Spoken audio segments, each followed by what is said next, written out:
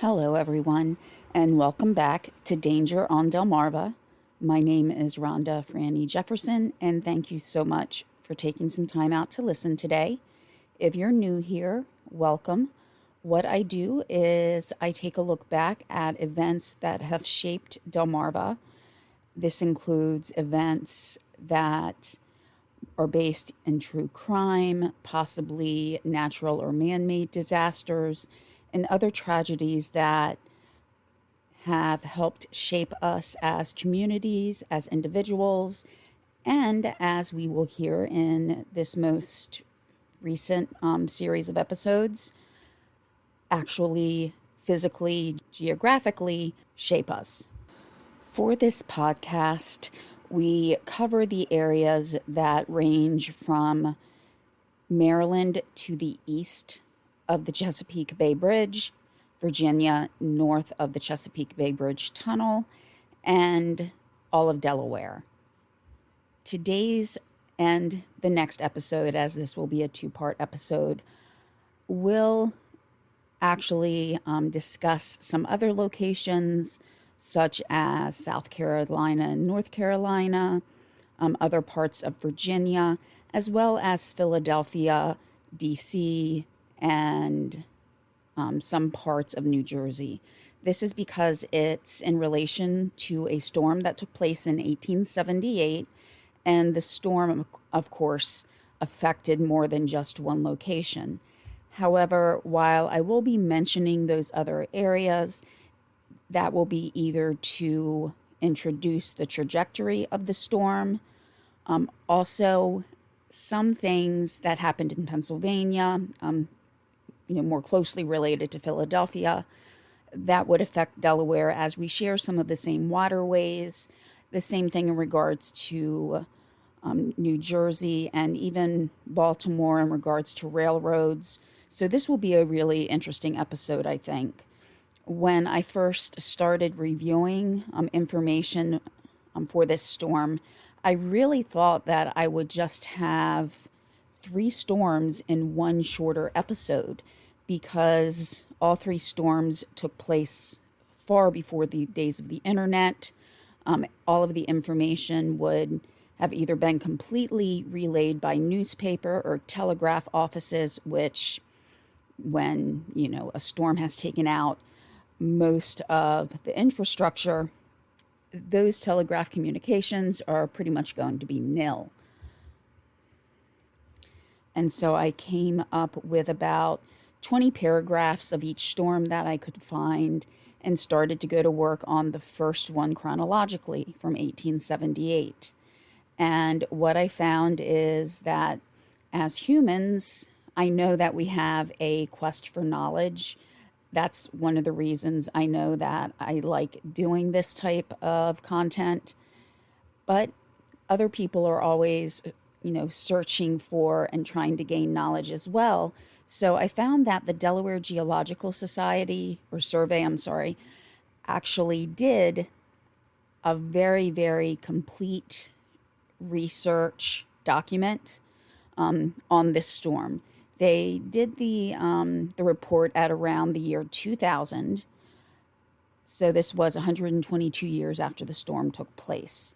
But it was still looking at some of the things that I attempted to find with my resources that I wasn't able to do so, whether it was because, for one, I don't have pay sources that I use. It's really not something that is feasible for me at the moment. So I was looking for free resources, which for things going back to the 1800s are very limited. Normally you would have to go through pay sites that have archives, but fortunately the Geological Survey did have access to different books, different publications that they really did use to bring everything together. So their report was around 80 some pages, which, like I said, really did a lot of the research. So I want to give credit where credit is due. Most of the information that I'm using will be coming from that report. And within that report, there is an extensive bibliography as well. So I will leave a link then to that report.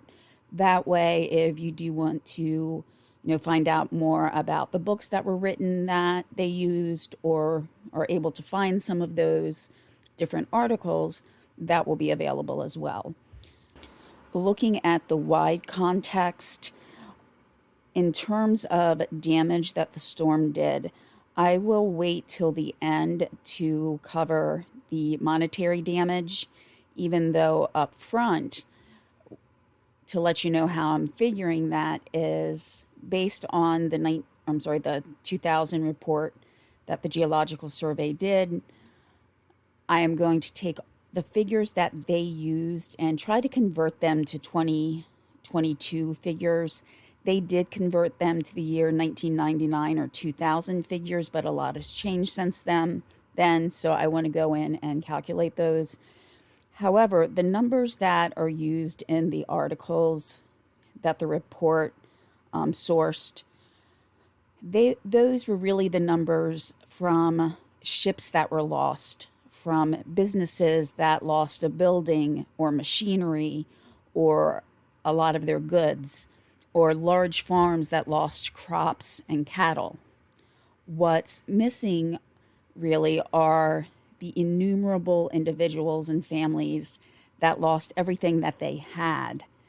And while, to give an example, at that time, $3,000 would have been a lot of money, depending on whether or not that businessman was insured, they may or may not have been able to recover.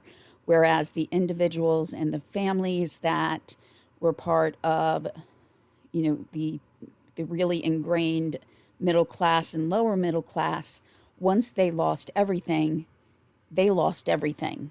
And to put those figures into money, it's really not able to be done, not only on a personal level and what that meant to them, but also because those figures were not really reported on. It was the large figures of the day.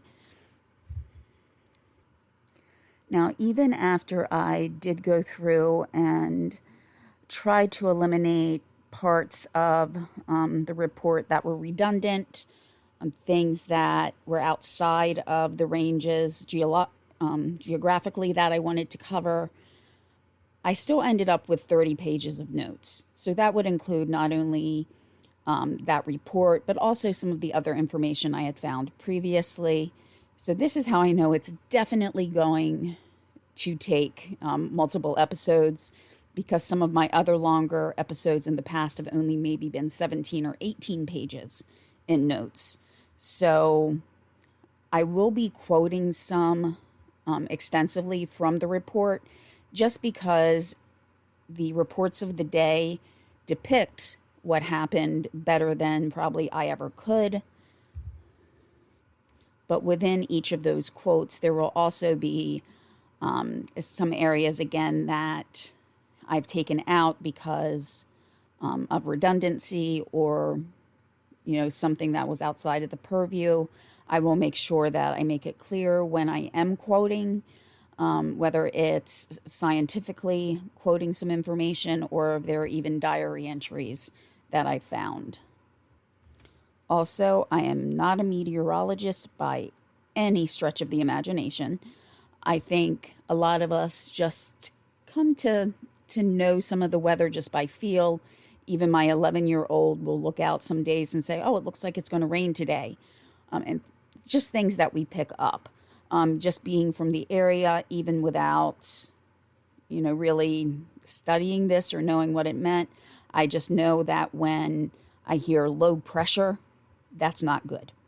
Low pressure is, for a hurricane, the lower the pressure, the more chance of there being a hurricane. So in other words, if it's a really high pressure, there might be other issues related to that, but in terms of a hurricane, it's usually low pressure that's being looked at.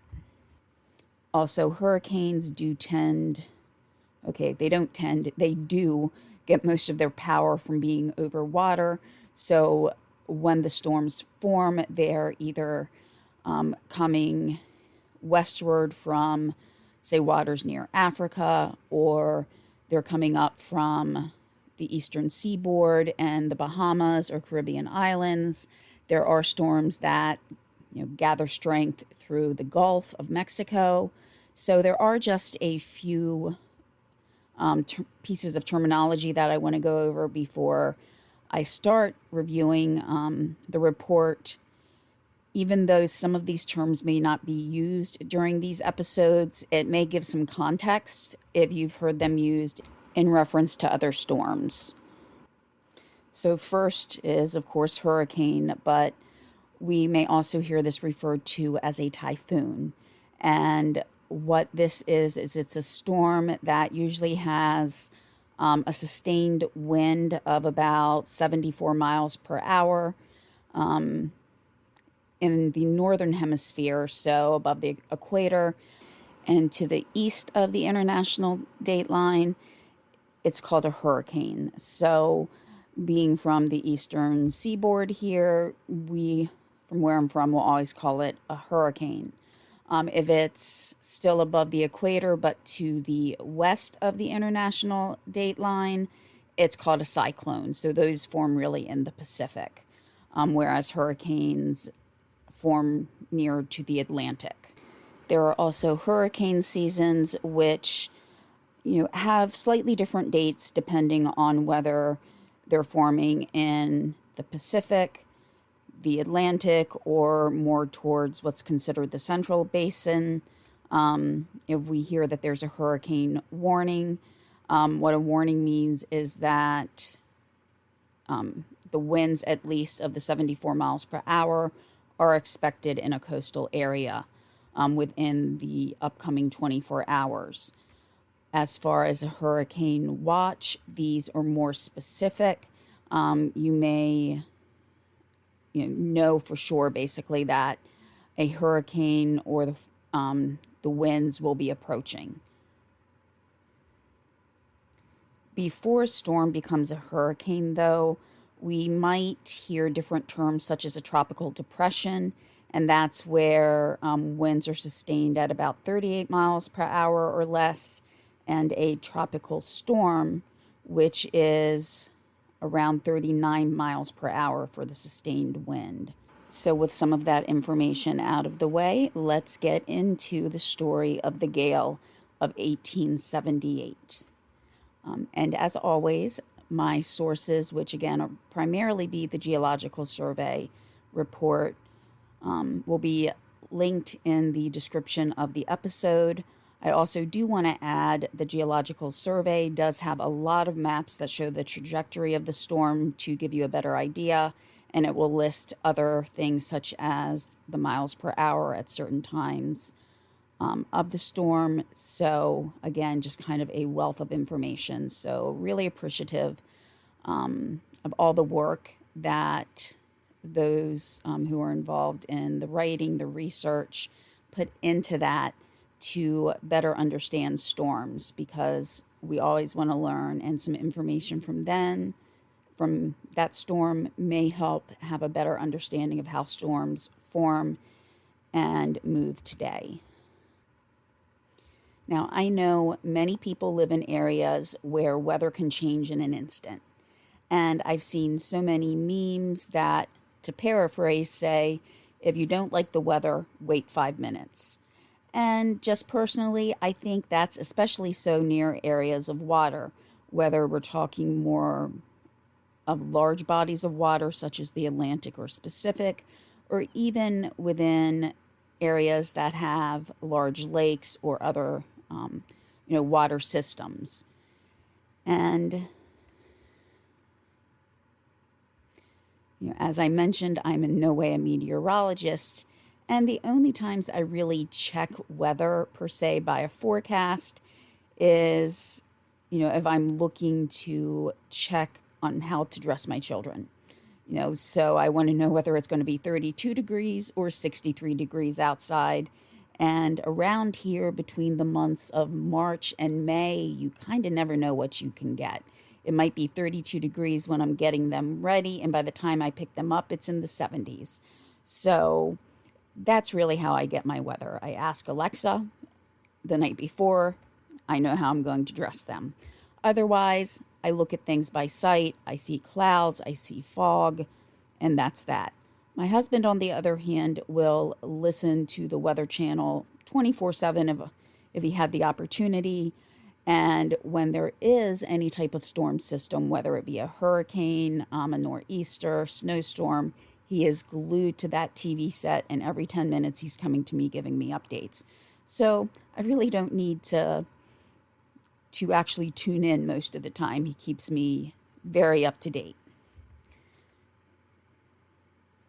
But overall, I'm pretty pleased to live on the Delmarva Peninsula, as the temperatures don't get as low as they do in many, many other areas of the nation. The extremes of weather don't happen that much as compared to other parts of the nation, whether it's hot or cold. That's not to say that we don't have really hot, humid summers, but comparatively to, say, Texas, Louisiana, Florida, I think relatively we have it pretty good. And today, though, we have so many resources at our disposal. Centuries or even just decades ago, it was quite a bit tougher to forecast the weather. And I know a lot of us have, at least at one point in our lives, made a joke about how meteorologists can be right only 50% of the time, yet still keep their jobs. I know we all think about it. But, in some ways, meteorology is as much an art as it is a science. And by studying storms of the past, each generation of meteorologists has an advantage. They have that extra learning that's come from those before them. And as with many scientific professions, even looking at things such as medicine, yes, there's a science to it, but there's also sometimes a feeling or an understanding that some people have that's better than others.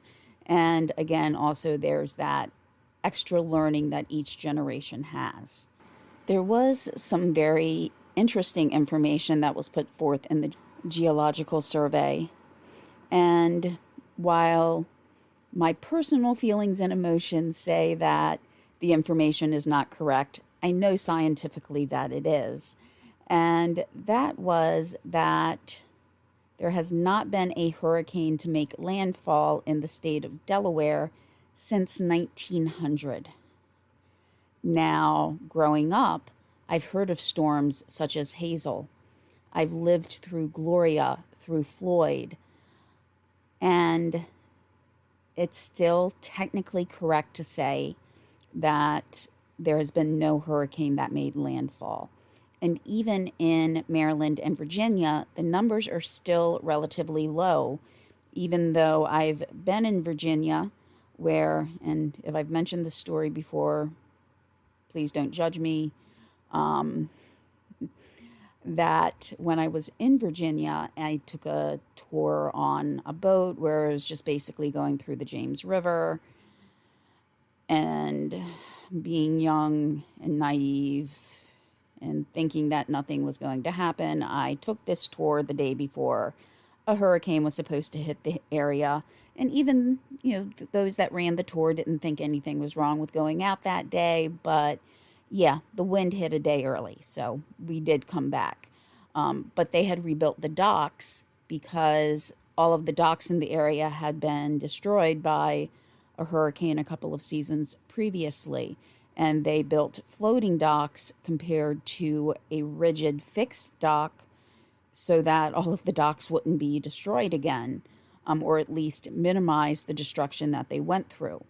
So while, again, it seems like we could say hurricanes have made landfall, it's more or less the outer edges or the residuals of the storms that normally hit the Delmarva Peninsula, so to speak, which is scary then, because if the storms had actually made landfall in some cases, I can't even imagine what the aftermath and destruction would have been.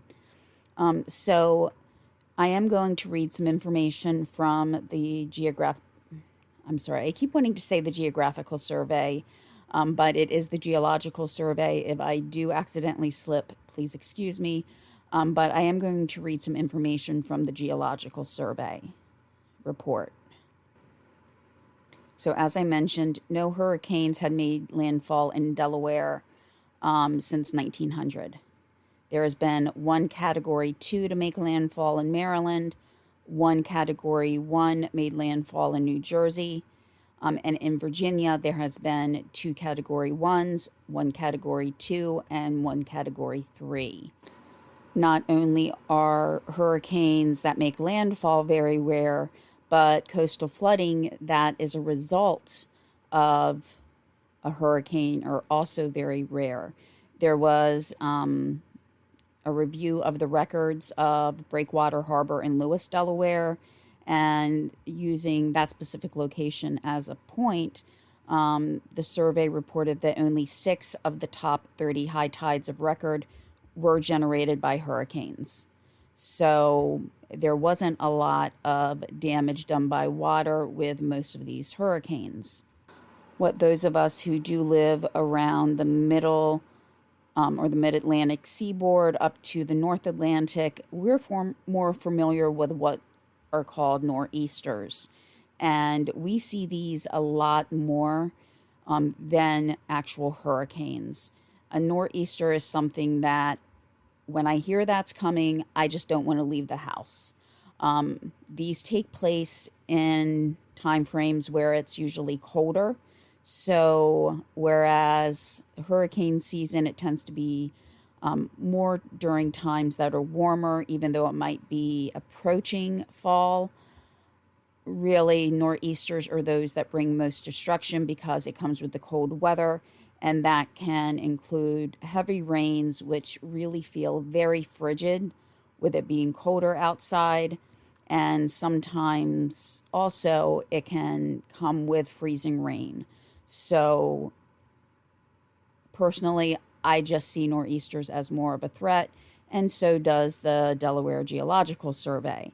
I'm using it more as from a personal standpoint and observations from just looking outside and what I feel when I'm looking at a nor'easter. The Geological Survey is using it from data showing that the nor'easters are what cause more of the high tides. And as far as damage, I can just say from observation as well, it seems like nor'easters cause more damage than any hurricanes that I personally have lived through, which granted have not been very many. Now, as I said, the storm that we'll be documenting today occurred in 1878, and it started near the latter part of October.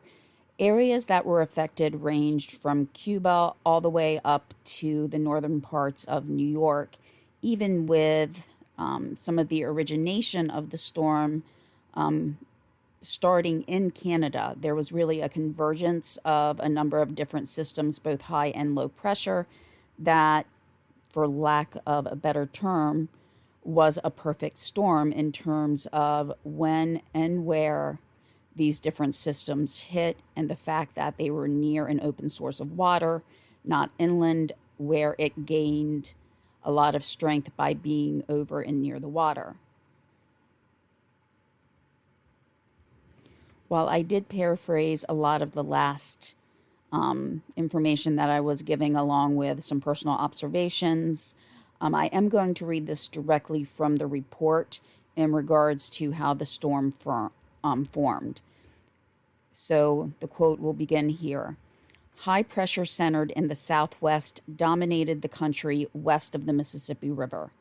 A second high pressure system was present in the Canadian Maritime provinces. High pressure extended from this region southward over the Atlantic to Bermuda, where it was 30.19 inches on October 22nd and falling.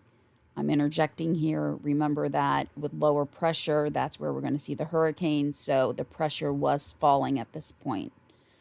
To go back to the survey, between these two major high pressure systems was an extensive area of low pressure with two centers, one over central Canada, extending southward to the Great Lakes, and the other, the hurricane. So there was already a hurricane forming. Rain from the Canadian system extended southward as far as Illinois. 20 to 30 mile per hour winds and rain on the Great Lakes brought out cautionary signals for shipping. End quote. Now, I do want to mention a couple of things outside of the Geological Survey in terms of communication at this time. With the invention of the telegraph, with there being more centralized government, there was the Army Signal Corps that had set up locations throughout the East Coast. And while not mentioned specifically in what I reviewed for this particular storm, I'm thinking there almost had to be other signal locations set up through different areas of the country. So that was kind of a primitive or early way of communication and forecasting, where the Army had their signalmen who would kind of, I guess, call ahead in, using more current terms. They would call ahead to let the other signalers know what was going on, and they would update things such as flags to the storm's approach. I will actually talk about flags a little bit coming up, or actually I have in the past as well on some information regarding riptides on some previous episodes. But whereas currently a lot of beaches have different meaning for different flags, the Army Signal Corps really communicated to make sure people were updated in the best way that they could at that time, remembering that there was no radio, that, we take for granted that there's internet and we can just go and check the forecast. Back then, it was all really by sight, by feel, knowing that if you looked out over the water and it looked really, really dark, you might be getting a storm. Otherwise, you had to look for these flags or signs from the Army Signal Corps. So it was a great improvement, but was it exact? No. And besides the Army Corps with their signalers, there has been another major change in when we look at storms nowadays. Back at this time, storms were not named, so I must say when doing some research, it became a little difficult looking for 11th storm of 1878. Now we name them. It makes it much more efficient when researching, but technically this was known as the 11th storm of 1878, whereas it really became known as the Great Gale or the Gale of 1878. There is a chronological timeline that was given through both some of the articles that I found, as well as what was in the survey. And what was very interesting was one of the first things that was mentioned, and it was before the storm even set in, but it maybe gave a feel of the day. And again, no radio, no TV. So the first thing given chronologically, really, in the survey was about what was going on in northern Delaware at this time. And there was one of the greatest entertainers of the day gracing us with his appearance at the Delaware Opera House. Now, the name Delaware Opera House, you might think of large vaulted ceilings with an alto or a soprano or bass belting out a solo without the assistance of a microphone, using good old-fashioned acoustics. So we weren't speaking of the bass William Candidus, or who was a woman known as the favorite American contralto named Jenny Twitchell Kempton. No, who was performing there at the Delaware Opera House was the unequivocal Buffalo Bill. Approximately 2,000 people had attended the performance, and in what I can only think of as a 21st century observer, regarding the recounting of his performance, is that this was all staged, no pun intended, but it was really staged to make him look like the best marksman that has ever lived and ever will live. But little did the residents of this little big town know that at the very same time that they were laughing at the stylings of a man who used other people's staged incompetence to make himself look all the better, that within a day a storm surge would approach that would change the lives or even take away the lives of so many people. Early on October 22nd, newspaper reports were coming out with the New York Times reporting at about 1 a.m. that in Washington, D.C., the storm, based on the article, must have taken many by surprise. The description used in that little blurb, if you will, from the Times, said that the storm had not been previously reported. To show the trajectory, here is how things were presenting themselves on October 22nd.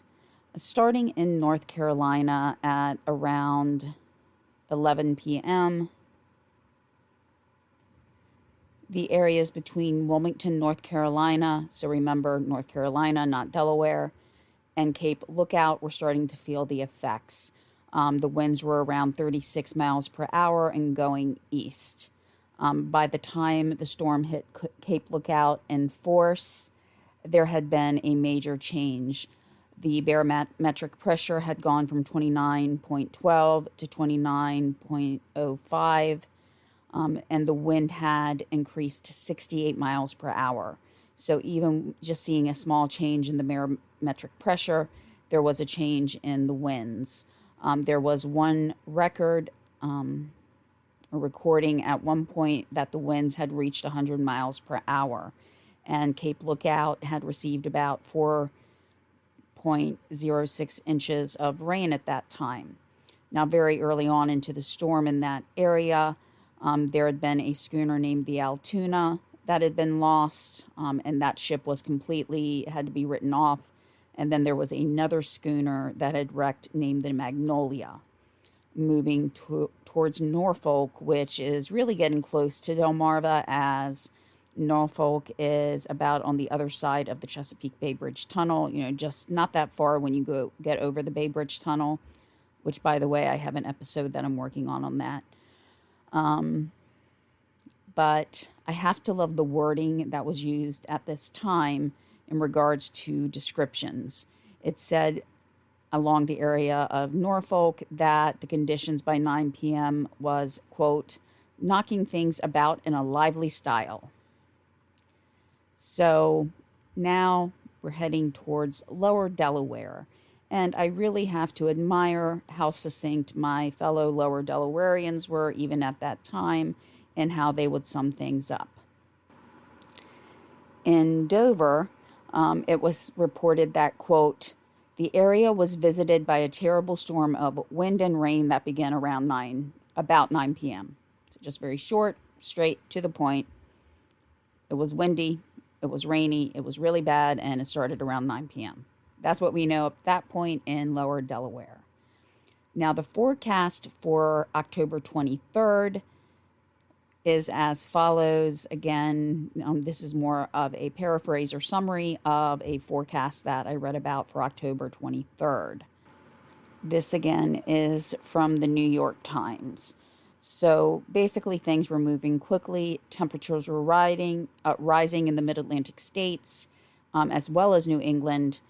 There was high-pressure systems that bookended the storm systems, with the highest pressure being in Texas and Nova Scotia. So the lower pressure systems were in between there. In the South Atlantic, things were actually a little colder with clouds, rain, and wind, and it still had that falling pressure. It was predicted that for the mid-Atlantic, things would be pretty similar as the Southern Atlantic, but it was going to be cloudy and rainy, going from warm to cold with falling pressure. Caution signals were being used as far south from Macon, Georgia, to Buffalo and Rochester. So these were, the signalers who were sending information across the country, and in cases where it was applicable, we're using flags to signal the upcoming weather. Now, how things really happened. And to put it in context, this forecast was put out by the New York Times at around 1 a.m. And frankly, I don't know how they put them out or if it was just a blurb in a telegraph. It's just many of the things that I see from the Times actually had a time of 1 a.m. So these could just be updates that they were sending out to other telegraph stations. But at 1 a.m., the little summation that I just gave is when that came out. At around 2 a.m. in Kitty Hawk, North Carolina, the anemometer, which I hope I'm pronouncing that right, but it was basically something used to gauge wind, that blew away at 2 a.m., but not before it actually recorded wind speeds of 88 miles per hour. So again, the forecast was, the South Atlantic would be colder with clouds, rain, and winds with falling pressure. Didn't really get that specific, but yeah, at 2 a.m., the wind gauge blew away in Kitty Hawk, North Carolina. Now the winds shifted from the southeast to the southwest, and the winds ranged from 44 miles per hour to 84 miles per hour. At this time, the storm could be seen taking the first toll of life. There were 19 men from the A.S. Davis that died. The A.S. Davis ran ashore also around 2 a.m. Another boat named the Florence Witherby, then also boats named the General J.K. Barnes and the City of Houston joined the other ships as complete losses. Near the Chesapeake Bay of Virginia and Maryland, with a station at Annapolis at 7:30 a.m., the barometer had dropped to 28.82. So for reference, up until this point, any of the other pressures that had been read were above 29. So that all-important pressure is getting lower. A ship named the Express went down in the Chesapeake Bay. Now initially, and I want to reiterate initially, reports stated that only 7 of the 31 people on board of that boat survived, so it was thought that 24 people were lost. Now, I'm going to read an account of the storm and how it affected that particular boat named the Express. I am going to read verbatim for about 3 paragraphs of things that were of importance. Again, though, I did take out things that were rather redundant or didn't add to the story, as if I read every account verbatim without taking those parts out, we would be here for quite a while. So the account reads as follows, quote, "The Express sailed from Baltimore on Tuesday afternoon with a large cargo of freight. As far as James Point, the weather was very rough and the steamboat was pitching badly, but no alarm was felt. After passing that point, the wind increased in velocity to a frightful extent, and the boat in the trough of the sea. Captain Barker and the entire crew remained on deck. He directed the movements of the steamboat in the night. Early on Wednesday morning, the gale increased to a frightful extent, and the steamboat was tossed helplessly about. About 4 o'clock, a fearful sea broke over her. The entire mass of water rushed through the saloon, carrying away the furniture and lifeboats. Again and again, waves swept over her, and the captain abandoned all hope. Procuring life preservers, he found 2 of the lady passengers, Mrs. Bacon and Mrs. Jones, and adjusted them. He then carried the 2 ladies on deck and placed them in the stern of the vessel and warned them that the boat was about to go to pieces. He promised to go to their assistance if possible. The captain then lashed his young son to the saloon and again turned his attention to his vessel. After clinging for 8 hours to the wreck, they were rescued. They were nearly unconscious. The other part of the wreck drifted onto Barren Island, the men clinging to it being rescued by a boat from the steamboat Shirley, of the York River line, which was also ashore on the island. None of the passengers were rescued, and Captain Barker is convinced that the ladies perished. Captain Barker is at his home in Baltimore, scarcely able to move and receiving the attentions of a physician. The house has been besieged all day by friends of the drowned passengers in this city, asking for the news of their fate. Captain Barker is prostrated mentally and physically. His only son is among those drowned." End quote. Reports at a later time did increase the number of survivors to 15, but it does not say whether or not of those increased numbers of survivors, if the two ladies that he assisted or his son were among those numbered. Just something I want to kind of go back to in this account is it mentioned that he actually tied or lashed his son to the boat. A couple of, I'd say, months ago, I saw, I believe it was about the White Star Line ship, the Atlantic. Now, there were a couple of boats named the Atlantic, and this was in the latter part of the 1800s. And, again, I'm kind of going by memory because I couldn't find the exact documentary again, but that people were actually lashed to the boat. So again, don't quote me on the exact boat as I couldn't find the documentary, but it is not the first time I've heard of someone tying someone to a boat to try to at least keep them from being swept overboard, from being swept away from any boats. But in this particular case, we see that the water itself just washed away the lifeboats. So there was really not a lot of hope at that point in time. For one thing, if a huge boat could not survive the gale and the wind and the water, how would you then expect a small lifeboat to be able to survive that? There were also about 4 or 5 other larger ships, as well as a large number of small ships that did go aground with the wind.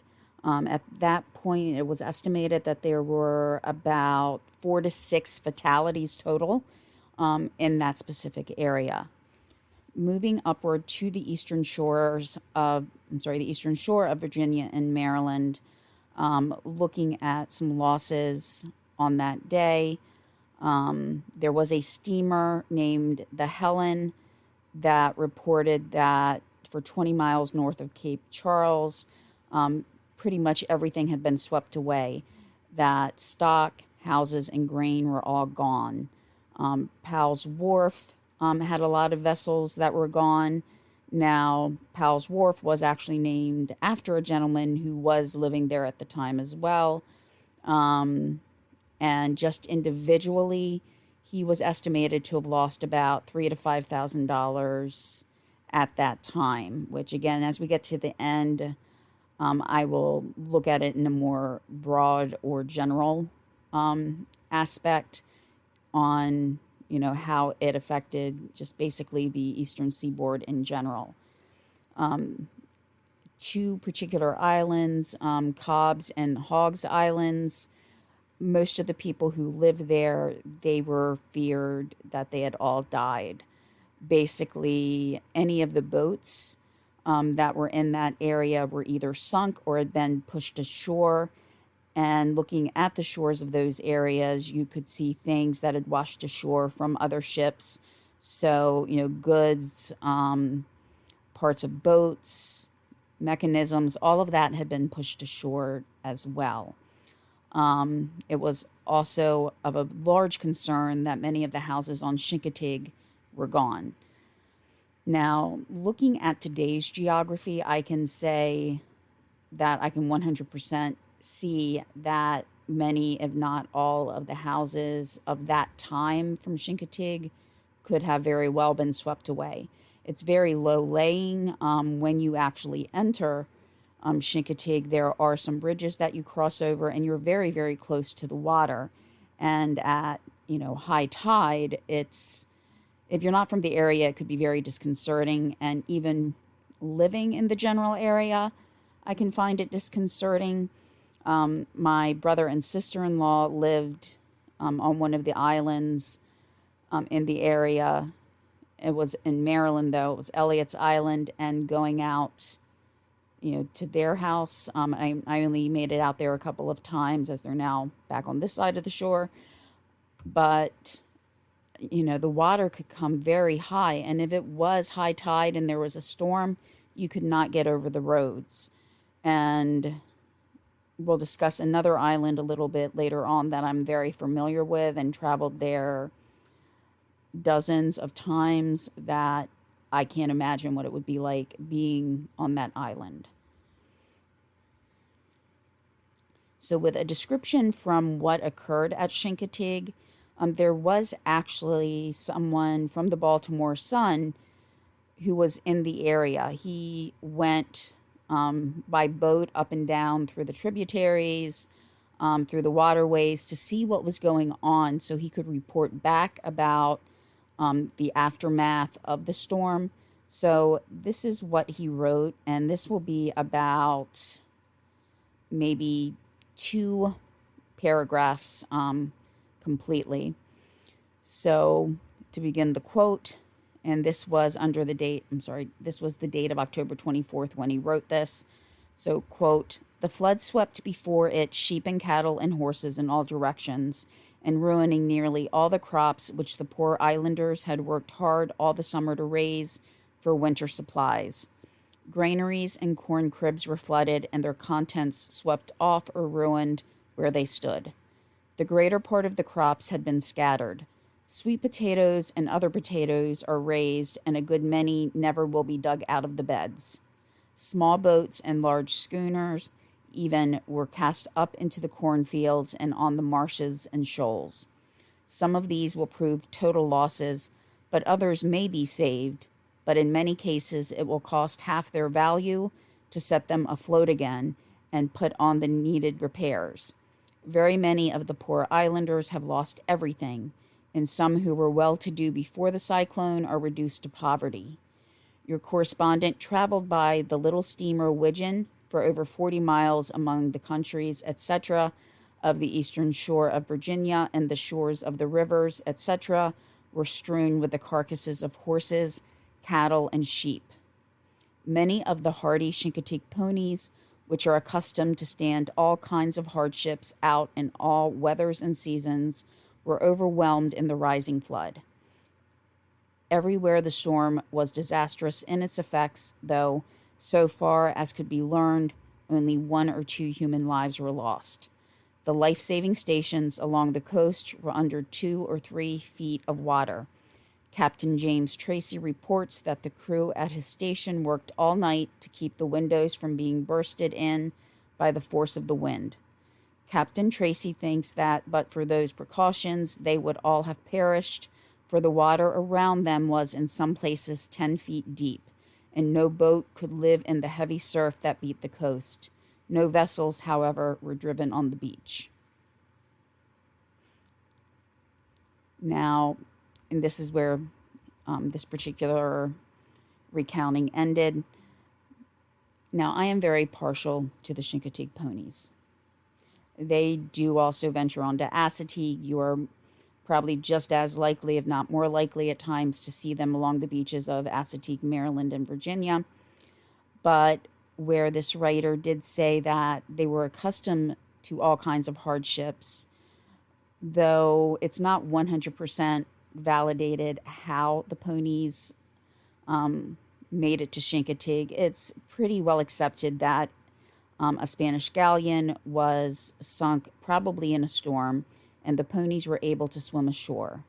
Now, over time, the ponies began to adjust.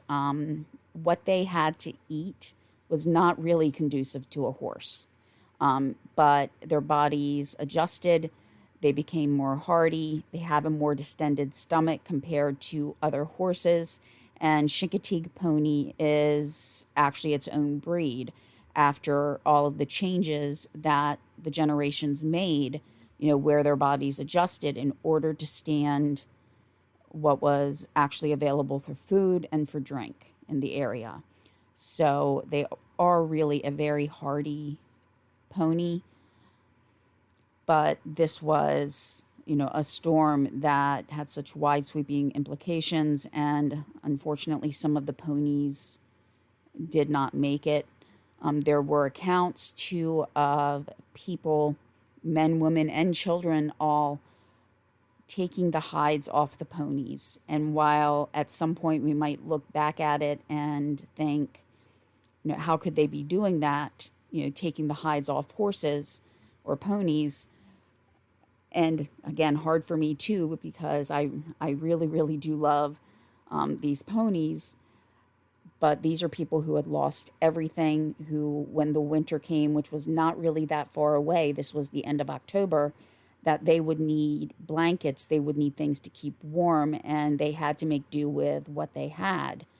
And though I'm sure it did overwhelm some of the people to have to take those actions, they also had to survive.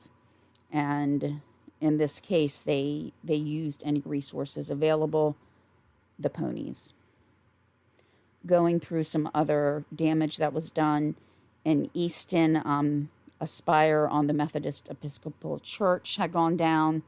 At Deal's Island, which was the other island that I mentioned. My husband probably doesn't want me to mention that because I would visit that island because an ex-boyfriend of mine lived there. So while we were dating, I would have dinner with his family at least once a week. So, at times with high tide, it was pretty treacherous. You didn't want to try to go out there if it was going to be like a high tide with a storm. At least I know I wouldn't. They always say, at least driving now, that you don't know how deep the water is going to be, so don't try to drive over it. Definitely going out there, you would not want to drive over some of the lower levels of the road.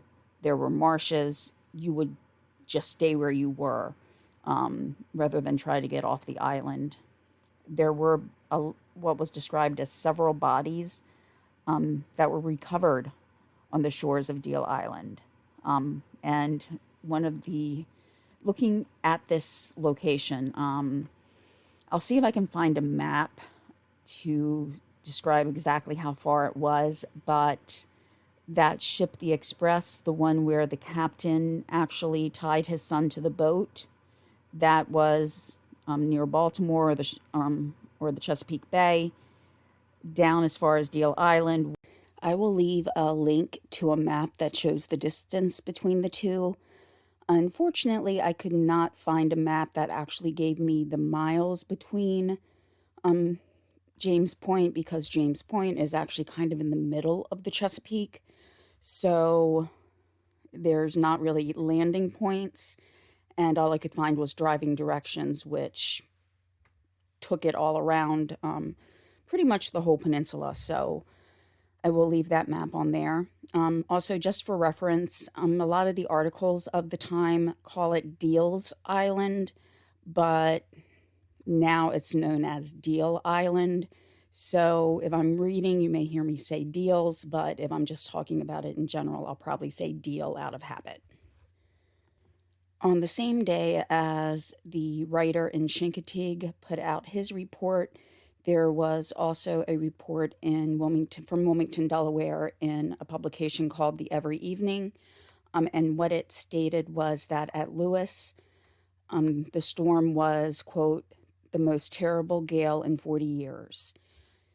It further describes the tide breaking through Cape Henlopen south of the lighthouse, and it actually came rushing in over the flats. So flats are kind of like areas in between the waterways that have some sand or dirt that have settled in the area, but the water levels in Lewis did come up to 7 feet. Now, there was a strong juxtaposition, in my opinion, of damage that took place very, very close to each other, or I guess we could say lack of damage. Lewis and the city of Rehoboth are very, very close to each other.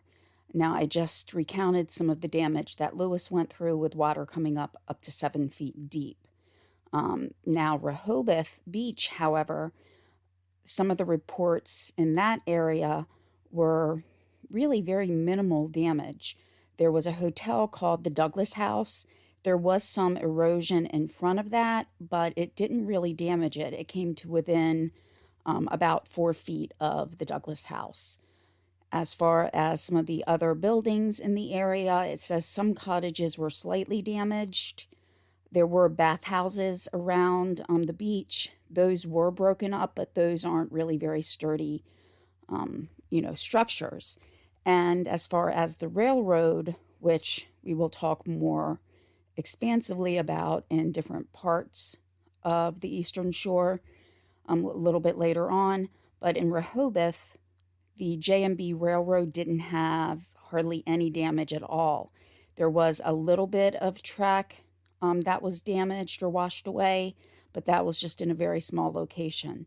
So compared to Lewis, where they're describing it as, quote, a thing not known before in half a century, a very, very short distance away, there was hardly any damage.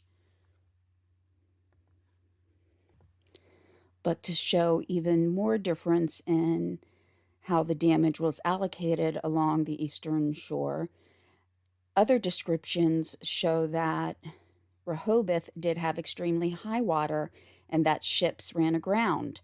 It really seems like location within, say, a matter of a quarter mile or less, you could go from having hardly any damage to having extreme damage. And I want to give one more story before I end this episode of the series about the Gale of 1878. I think that we've all seen over time that when there is destruction and tragedy, it can really bring out the best and the worst of people. I want to end this episode with the best of people. We were ending at the Rehoboth Lewis area, and what happened was there was a sailor who his ship had wrecked in the storm. His name was Frederick Bradford, and he had been on his way home to Boston. He was aboard a ship called the D.P. Phillips. There were a total of 7 people on board. 5 had drowned, and that was including the captain. There was another man who did survive. He ended up washing ashore, and his collarbone was broken, though. But going back to Mr. Bradford, he landed really along the area of Lewis or Rehoboth.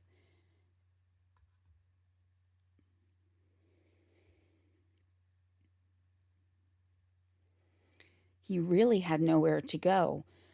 Most of the people that he knew in the area, they had passed away in the storm. The only other person that he knew was injured, and there was very little that he could do to try to get back home. He was told that if he applied for aid at the Custom House in Wilmington, and the Custom House was a government building that was located in Wilmington, that if he applied there, he would be able to get home at the government's expense. However, once he got up there, it was found that there was actually no government assistance for him to be able to get home. So you have this poor man who has survived this tragedy a far, far away from home. He's witnessed really the death and injury of his fellow sailors, and now he doesn't know how he's going to get home. And as I briefly mentioned previously, telegraph lines were affected, railroads were affected, which we'll get into a little bit more in the second episode. But when word got around that he was in this situation, he was very quickly helped out by other members of the community. There was a woman named Mrs. Pearson who allowed him to stay at her home. Another clothier of the time, a Mr. Nathan Lieberman, donated clothing to him. And just through individuals coming together, they were able to help him get back home. So, in some areas, and really a lot of areas of Wilmington, though they were damaged, many of the people still, I guess you would say, made out better than people in other parts of the state, just depending on exactly where they were located within the city of Wilmington. There are areas that are more along the waterfront, which I'm sure, and we will discuss too in the second half, that were, more damaged than other areas.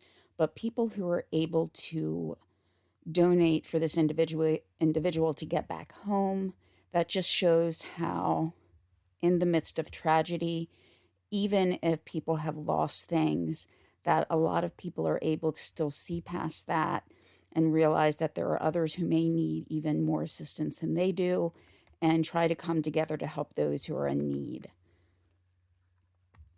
So, as much as possible, I wanted to try to end this episode on a positive note.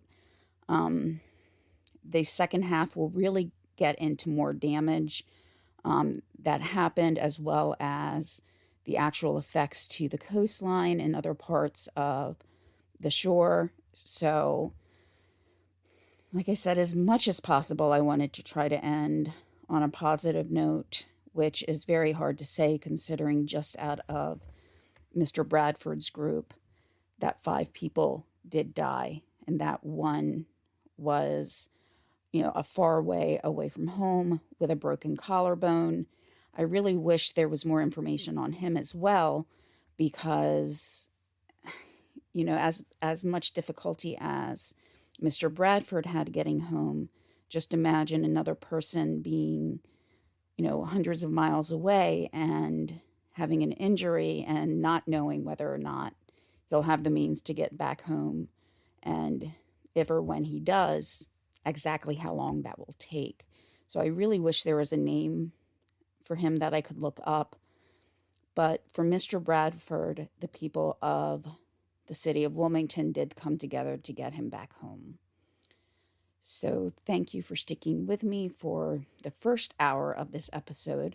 For the second episode, I will try to make it into one episode.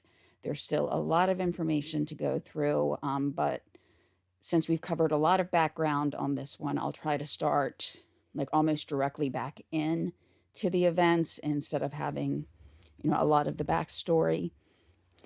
Now, if you've listened before, I have said that when I do have the 2 episodes, I try to get the second episode out as quickly as possible, because of the amount of information on this particular storm.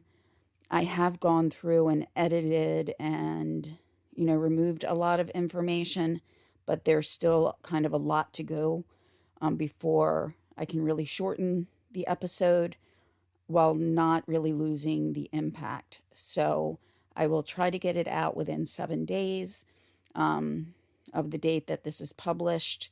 So that way you're not waiting a long time.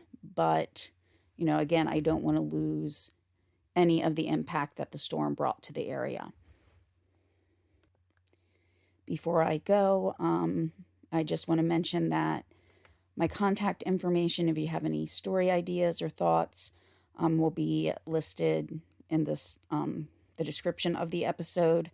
Also, on the Facebook page, I did put kind of an informal poll to find out if most of the listeners would rather have one very long episode, or if you like it broken up a little bit more so it's more manageable instead of having a 2.5-hour episode at one time.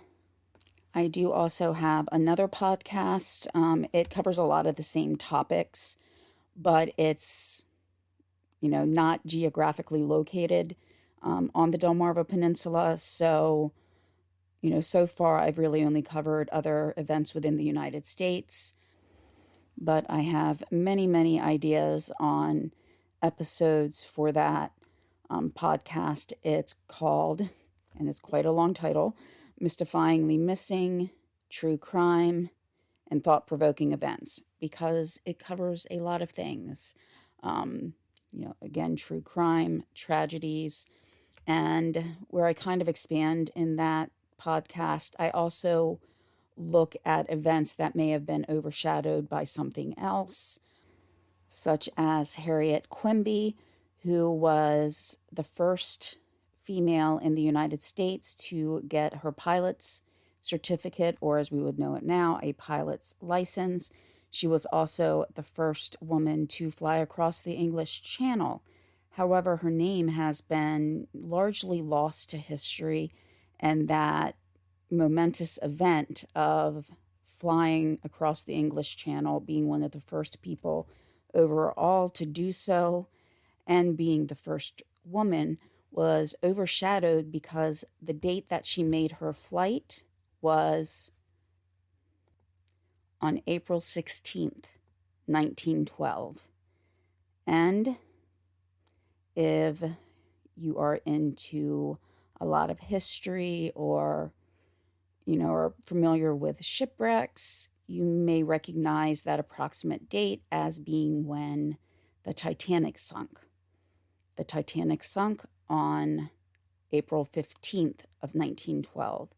So while normally her flight would have probably been front page all across the world, it was forgotten about really because of the immense tragedy that took place by the sinking of the Titanic and the tremendous loss of life. After hearing about her, just briefly mentioned in just a quick article that I was reading, it was very short. I wanted to find out more about her and realized why many of us probably don't even know her name. It's because of a date, of a tragedy that, really, yes, and, the extent that the tragedy of the Titanic was, yes, it should have taken precedence over a flight across the English Channel, but one can't help but think about what would have happened if she had been able to fly across the English Channel 2 weeks earlier, or had planned her flight for, say, 5 or 6 weeks later, and knowing that at that time there really wasn't a way to transport planes easily. Travel had to be booked or planned for a lot of times in advance, especially if you were doing something like this. So it's not something that she would have been able just to stop quickly. And who knows, she may not have even really understood the extent of the loss of life on the Titanic, because some of the first news reports said that no lives were lost. So I just found her story interesting, but that's one of the episodes that I have on my other podcast, if you're interested. Also, just if you do get a chance to watch, it's Oxygen Network TV show called Buried in the Backyard. The episode titled Family Affair in Season 4.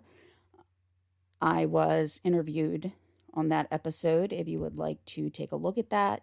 I wasn't able to discuss it before it aired, but it did air not too long ago, so if you wanted to take a look at that.